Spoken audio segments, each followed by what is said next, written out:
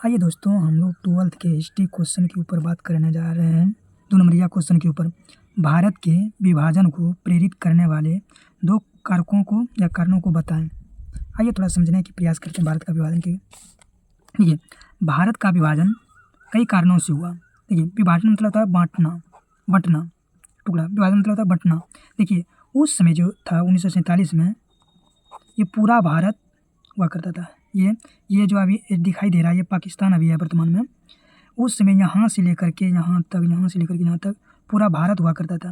लेकिन 1947 में कई कारणों के माध्यम से ये भारत का ये हिस्सा अलग हो गया, जिसे हम पाकिस्तान कहते हैं। ये पाकिस्तान भारत से अलग हो गया। इनके कई कारण थे। आइए थोड़ा समझने की प्रयास करते हैं उन कारणों में क्या था। देखिए, भारत के विभाजन के कई कारण थे। कारण नंबर 1 सांप्रदायिक दंगे। कारण नंबर 1 सांप्रदायिक दंगे। दूसरा, ब्रिटिश सरकार की नीति। तीसरा, माउंटबेटन योजना। इनमें 2 ही कारणों के बारे में बताने के लिए बोल रहा था।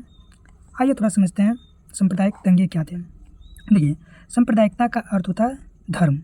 सांप्रदायिकता का अर्थ होता है धर्म से संबंधी। जब धर्म के आधार पर दंगे हो जाए, लड़ाई झगड़ा शुरू हो जाए, उसी को सांप्रदायिक दंगे कहते हैं। उस समय भारत में हिंदू मुस्लिम में लड़ाई शुरू हो गया, जिसके कारण भारत का विभाजन हो गया। नंबर 1। दूसरा नंबर, ब्रिटिश सरकार की नीति। अंग्रेज ने शुरू से ही भारत में फूट डालो और राज करो की नीति अपनाया, और 1947 में इन्होंने काफ़ी हद तक इसे बढ़ा दिया, फूट डालो और राज करो। उस समय हिंदू और मुसलमानों में फूट डालना शुरू कर दिया, ये ब्रिटिश सरकार ने। उसके बाद माउंटबेटन योजना आया 1947। माउंटबेटन योजना ने भारत को 2 टुकड़ों में विभाजित कर दिया था, ये अपनी योजना में 1947 में।